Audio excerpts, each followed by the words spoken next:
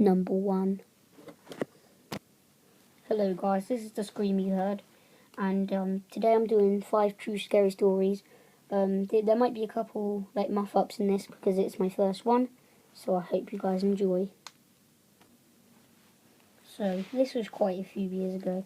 I had no real idea what I wanted to do in life, so I took part in a course at a local college which did a bit of everything. Naturally, the first day everyone was eager to meet everyone. Things went normally until one of my classmates, who I'd never met or spoken to before, let's call him Gary, came up to me and just said, without introduction, "Do you like porn? You look like the kind of girl who likes porn." Now, seeing how I was only 18 and the guy looked roughly 26, I just looked at him in a stunned silence as he continued to look at me.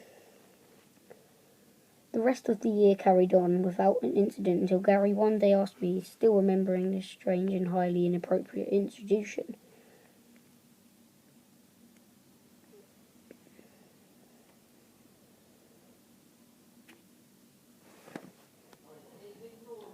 I turned him down. This was a mistake. I noticed him around the college and he was just watching me. And a few days later, I was called into the head of department's office. It turned out Gary had reported me for bullying. Throughout the year, he asked me 4 other times if I liked porn, and each time I turned him down. He reported me straight to the head office for a number of made-up excuses. I didn't understand. It was not like he never had a romantic interest inside him. I knew for a fact quite a few of the girls in class were just head over heels for him. Just a few of the girls in the class were just head over heels for him, and would have done anything he said, but he just fobbed them off. By the end of the school year, he had turned most of our classmates against me as well. This was not the end of it, however. I started to show interest in another guy. Let's call him Jason. But I was too shy. Quiet and mild, managed to just approach him. My interest must have been obvious, though. I tried to avoid being alone with Gary, but whenever we were, he would rant about how ugly Jason was. I just breathed and kept my head down, as we only had 1 month left. After the college year, I noticed he worked in a local supermarket. Even though it's been a few years, sometimes he still stares at me if I enter. Needless to say, I don't go to that supermarket anymore, so Gary, let's never meet again. Number 2.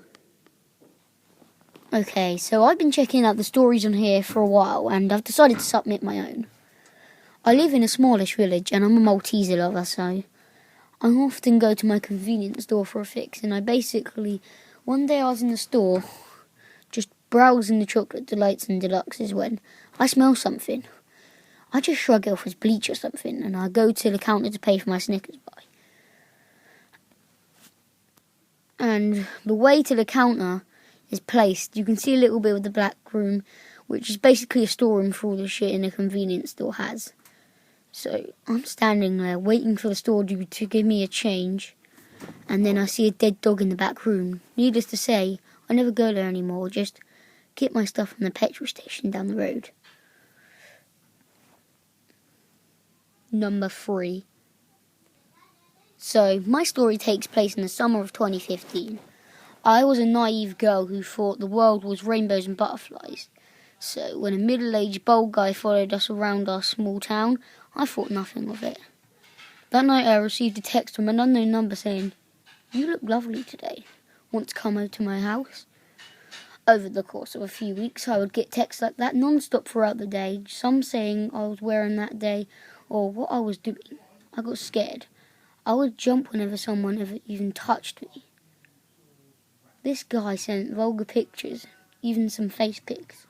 It was the guy I previously saw following me.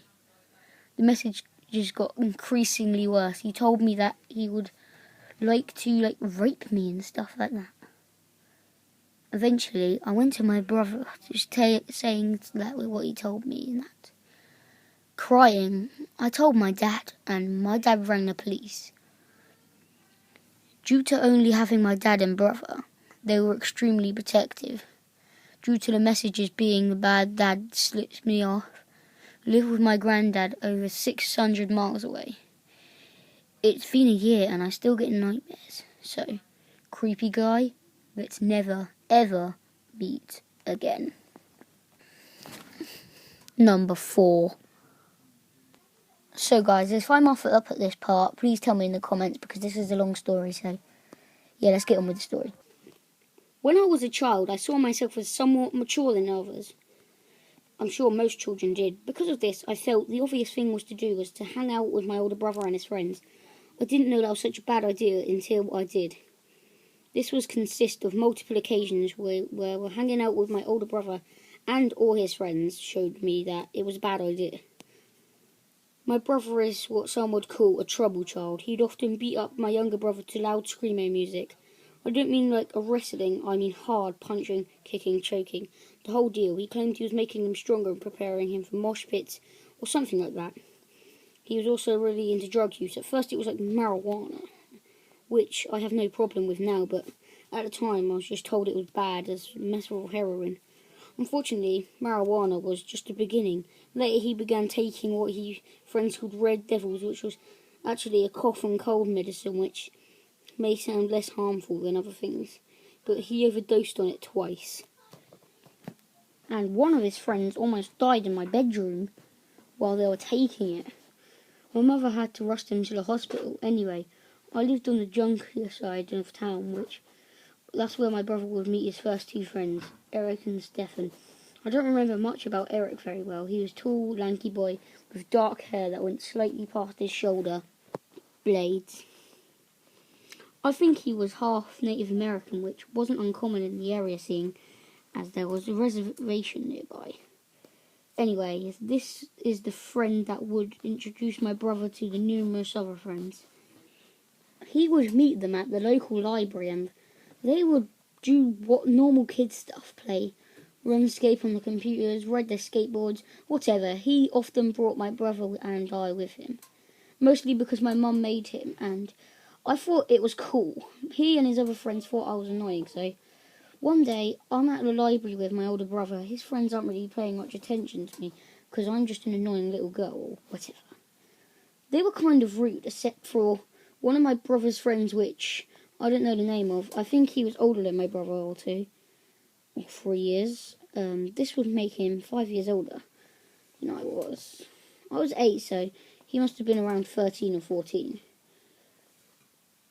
He, with the help of another one of my brother's friends, helped me create my account of the game they were playing.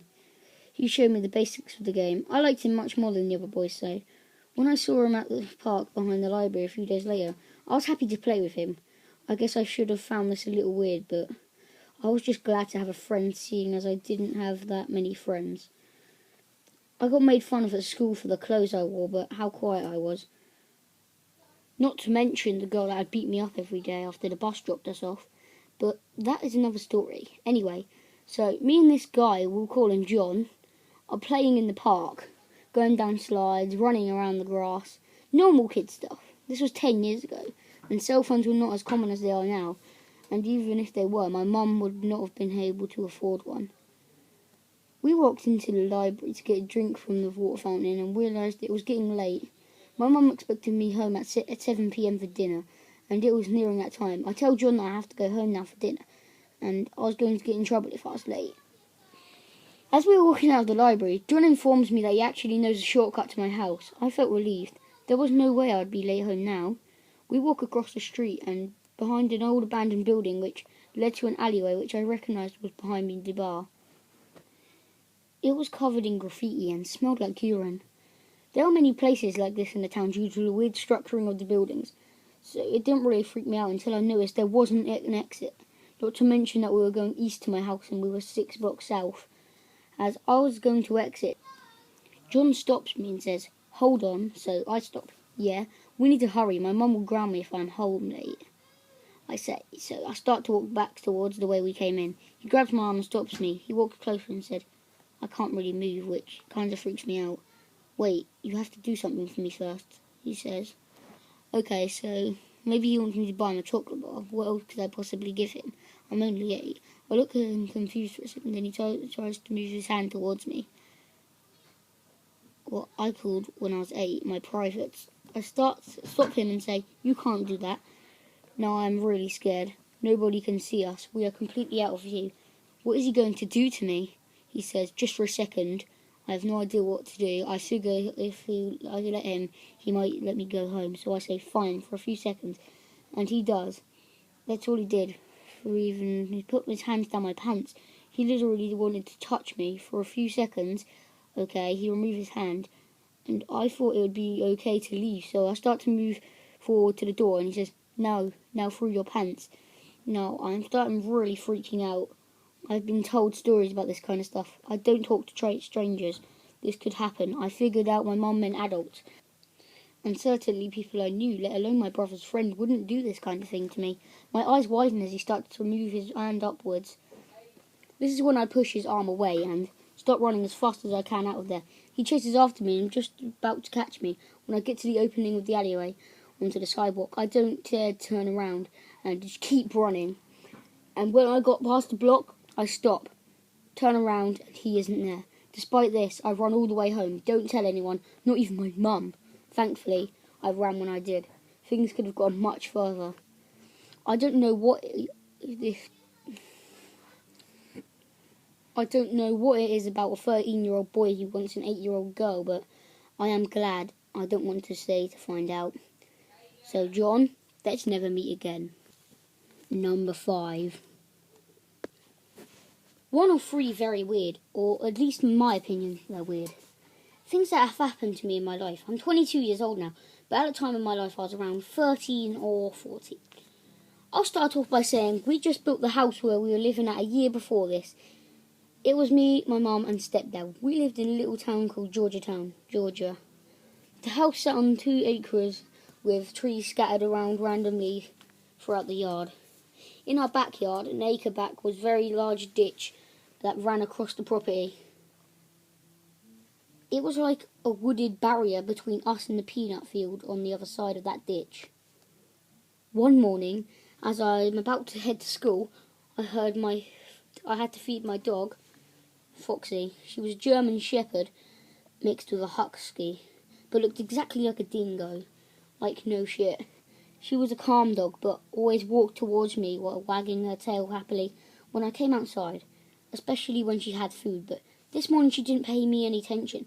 She was standing in attack mode, but not making a sound, glaring to the back of the property but towards the ditch. I patted her and said, "Here's your food." And still nothing. Obviously I look up and see what she's concentrating on, so hard to ignore breakfast. A dog ignoring food? Come on now. I look up. No, I don't scare easily, but what I saw just wasn't natural. It was a man on the other side of the ditch, the peanut field. He was running along the edge of the ditch. His legs wasn't moving, but at the same time, he didn't seem very stable on his feet. I could make out his outline, but he was nothing but a shadow. Oh, he was pushing a dirt wheelbarrow and was hauling ass. Way too fast for a normal man to run. In dirt, pushing across a wheelbarrow. By the time I laid my eyes on him, 2 seconds later, he ran across an acre of land. I knew I wasn't seeing things. Hell, my dog is the one that saw it first. I never saw him after that, but always remembered him, wondering what he was going to pop out. So, creepy wheelbarrow guy, hope we don't meet anytime soon. Hello guys, it's the scream you heard here, and I hope you enjoyed this. Sorry about muff ups or anything, so if I did muff up, please let me know in the comments. If this wasn't on for too long, just send me a message in the comments if you want more longer videos like this. I'll leave my email so you can send a story in the description, and I will do some subscriber stories when I get some stories off you guys. So hope you guys enjoyed. There will be more scary stories coming up soon. So thank you for watching.